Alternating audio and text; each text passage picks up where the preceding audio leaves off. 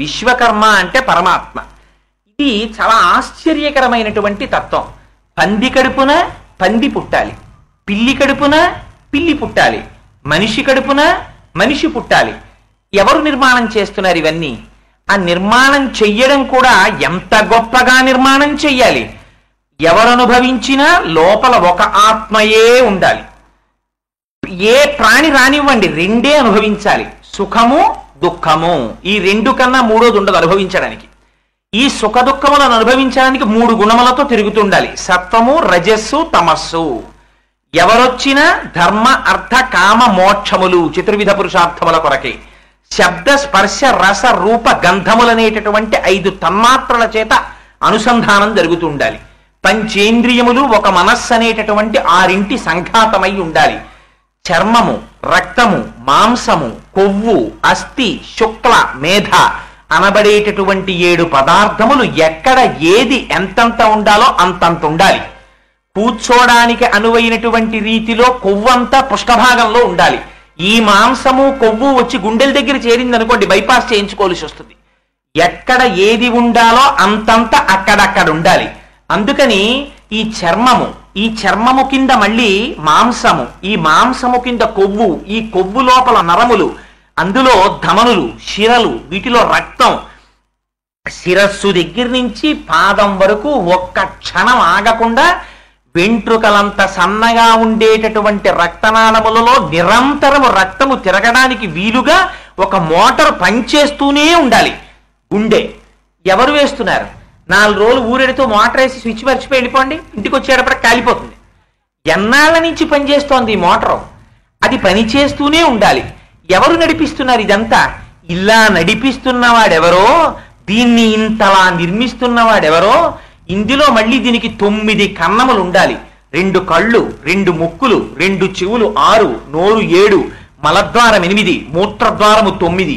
9 రంధ్రములున్నటువంటి బుడగలో 10 వాయువులు నిలబడాలి. ఈ 10 వాయువులలోంచి వాయువులు కాని వెళ్ళిపోయాయా వాడి శరీరం పడిపోయినట్టు లెక్క. ప్రాణ అపాన వ్యాన ఉదాన సమాన నాగ కూర్మ కృకర ధనంజిగ దేవదత్తములనేటటువంటి 10 వాయువులు నిలబడాలి. వ్యానవాయువు ఒకటే ఉండి మిగిలిన 9 వాయువులు కాని బయటికి వెళ్ళిపోయాయా? ఆ వాయువు ఒకటి విడగొట్టేయడం కోసం కొడుకు తీసుకెళ్లి శ్మశానంలో కాల్చేసి అంచేష్టి సంస్కారం చేసి వచ్చేస్తారు. అందుకని ఒక బుడగ తీసుకుని గుండు సూదితో ఇలా గుచ్చండి, ఠపేలని పేలిపోతుంది. మరి 9 రంధ్రములున్న గాలి బుడగలో 10 వాయువులను తాను చెప్పే వరకు ఉండేటట్టుగా నిక్షేపించిన వాడెవరు? వాడు పరమాత్మ, వాడు విశ్వకర్మ, వాడు నిర్మించాడు దీన్ని. ఇక్కడ నాలుక కోసమని ఇక్కడ పప్పు, కూర, పచ్చడి, పులుసు, పులిహార అన్ని ఇందులో పారేస్తే ఇందులోకి వెళ్ళిన తరువాత ఎంత పుల్ల కంపు కొడుతోందో. 4 రోజులు ఇళ్ళు కట్టినటువంటి 10 ఏళ్ళు 15 ఏళ్ల తర్వాత డ్రైన్స్ గొట్టాలన్నీ క్లాట్ అయిపోతాయి. ఆ పెద్ద పెద్ద చక్రాలు విప్పుతారు. విప్పి చూస్తే అబ్బా కంపెనీలో ముక్కు మూసుకుంటాం. 45 ఏళ్ళు 50 ఏళ్ళు 60 ఏళ్ళు వచ్చేస్తే చీకటి లోపల ఇందులో రక్తం, పుల్లటి కంపు, ఎన్ని పారేశామో, ఎన్ని అరిగాయో, ఎన్ని అరగలేదు, అరగనివి బయటికి వెళ్ళాలి, అరిగినవి రక్తం అవ్వాలి. తిరిగి తిరిగి ఎంత పుల్ల కంపు కొడుతోందో. దీనిలో పారేసిన దాన్ని పుల్లకంపు అనకుండా ఇందులో కూర్చుని అగ్నిహోత్రమై పచనం చేసిన వాడెవరు? వాడు ఒక్క రోజు నేను పచనం చెయ్యనంటే మన బ్రతుకేమిటి? అలా కూర్చున్నవాడెవడో వాడు దయాళువు, వాడు పరమేశ్వరుడు, వాడు విశ్వకర్మ, వాడు పరిపాలిస్తున్నాడు దీన్ని. వాడు పరిపాలిస్తుంటే వాణ్ణి మరిచిపెట్టి ఊరి వాళ్ళందరికీ నువ్వు నమస్కారాలు ఎడుతున్నావు. పెట్టి నేనని ఇలా చూపించి మాట్లాడుతున్నావు. పాలితాం రాక్షసేంద్రేణ నిర్మితాం విశ్వకర్మణ. నిర్మించినవాడు పరమాత్మ, నువ్వు పరిపాలిస్తున్నవాడు రాక్షసుడు. ఒక్కనాడు పరమాత్మని గుర్తించలేకపోతున్నాడు. అది రాక్షసతత్వం కాదు. ఎక్కడుంది ఇప్పుడు రాక్షసతత్వం? అక్కడుందా ఇక్కడుందా? ఎవరు లోపల ఇన్ని చేస్తున్న వాణ్ణి గుర్తుపట్టి వినయంతో నమస్కరించలేకపోతున్నాడో అక్కడక్కడ కృతజ్ఞత లేదు.